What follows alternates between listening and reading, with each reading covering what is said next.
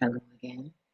This is Miss Carbon Goddess, and I am here with another video.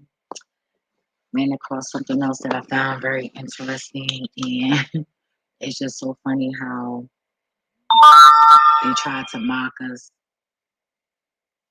and yet they copy it like it's theirs.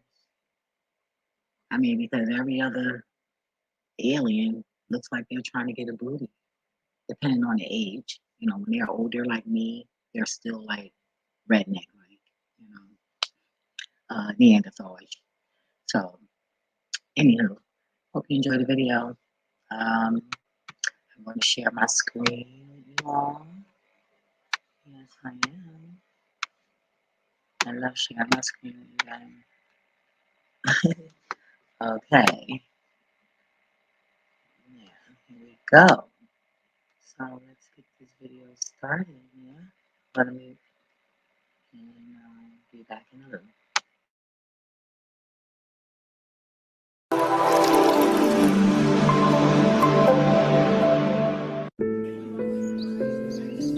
Sarah Saatchi Bartman was born in 1789 at the Gamtoos River in what is now known as the Eastern Cape. She belonged to the cattle-herding Ganakwa subgroup of the Khoikhoi. Sarah grew up on a colonial farm where her family most probably worked as servants. Her mother died when she was aged 2, and her father, who was a cattle driver, died when she was still a young girl.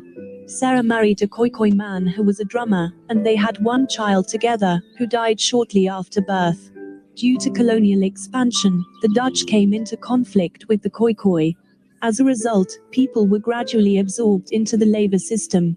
When she was 16 years old, Sarah's husband was murdered by Dutch colonists.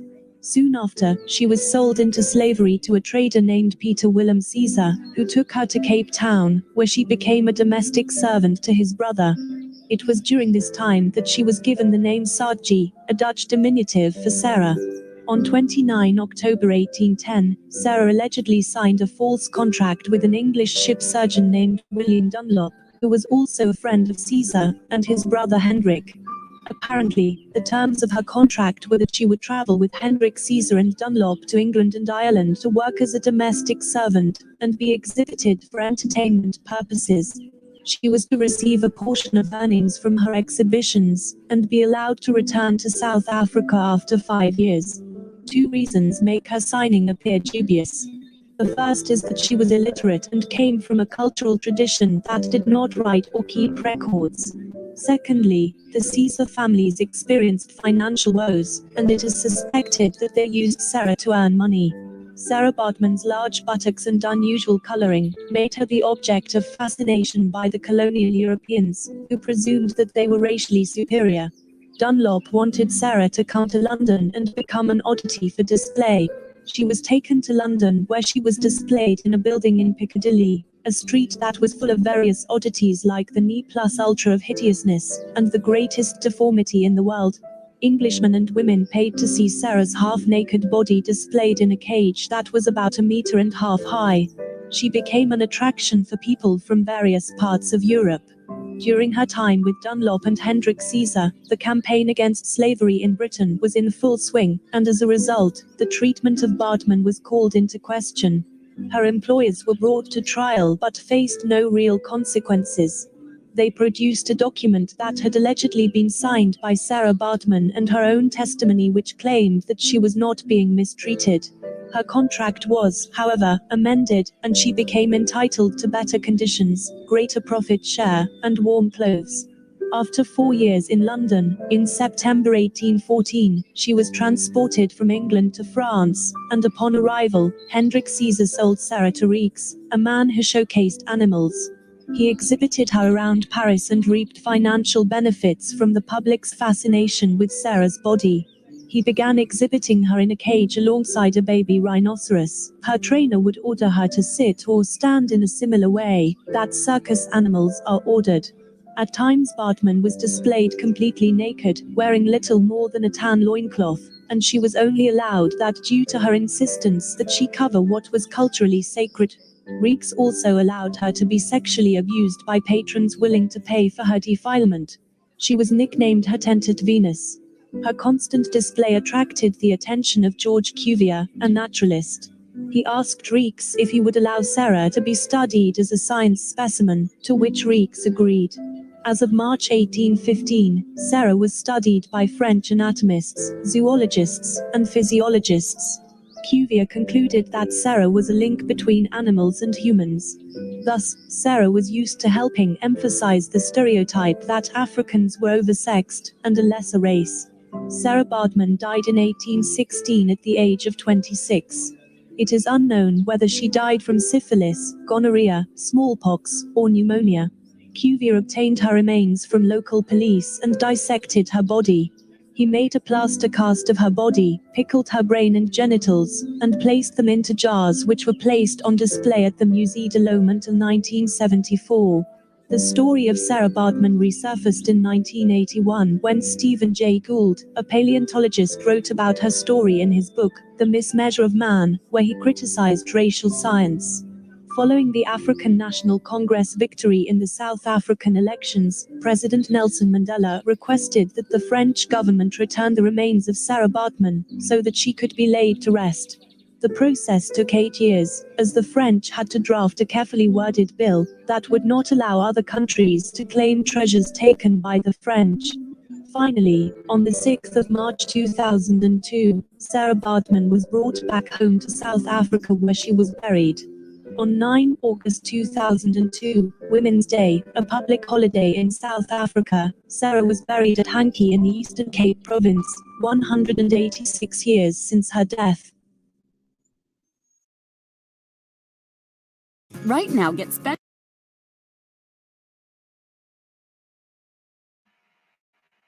You know what? Yo, I just thank God that I wasn't in that time. Because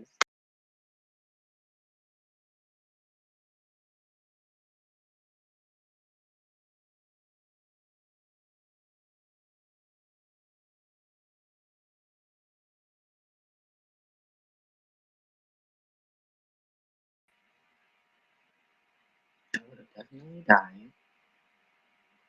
I would have flipped out. Sorry, I keep kicking myself out. I don't know why I do that. But yeah, I would have snapped. It's no way I would have been able to subdue any of that. I would have been killing for real. You know, being passed around as a prisoner, like the fuck out of here. I'm gonna find me a way to get out. Like, especially if I, back then, you know, I just wouldn't have. Now it's like a cop come to me.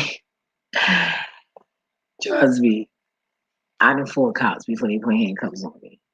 You read my record. I'm not condoning that at all. Okay, because they deal with everybody differently. Trust and believe that. So don't go trying to be on some shit that I be on. But yeah, I have risen up definitely. So I just wish that I can just help them people, like go back and just help them. Like I feel that shit, yo. And it's crazy. It's not a good feeling. It's real heavy. It's a real heavy energy back then. Everything was intense. Everybody was walking around paranoid. Trust me, don't get it fucked up. Them crackers, the Polynesians, aliens, they were paranoid. Believe that. Because they thought that the niggas was gonna do what they should have done. Retaliate, but they didn't. Scared to die. That's why I'm so happy that I am the fourth generation of Cherokee. We fought. And my family didn't take no check. We don't get no check. Actually, my aunt is 97 now, still living, and told me don't wake up the dead. This was like when she was in her 70s when she told me that. And I'm like, damn, like 70s or 80s when she told me that, you know? And I'm like, shit, that's 5 stacks a month. But I'm still thinking about it though. But I'm not gonna play these little fucking games to get what? Like, you know what? You can have that because it's not gonna last long. Wherever you're going, Polynesians, crackers, whatever, it's not. y- y- Boy, boy, boy. Yeah, you know, I'm gonna leave that right there. But that's a shame. And it's so funny how nowadays everybody want a big ass. Like, for real, them crackers be on that shit. The ones that be liking black women. Some of them, they don't like all big ones. You know, that's crazy, yo. Niggas is sick. For real. When I see niggas, I mean people. Them. You know. If you urban, you know I didn't mean nothing like for this nigga like that. Right. But anywho, I'm gonna end this video. Y'all stay safe, Do a little research. Try to find out a little something. Tap into some energy. You feel me? Leave these games alone, run after these celebrities that don't give a fuck about you. Alrighty. Till next time.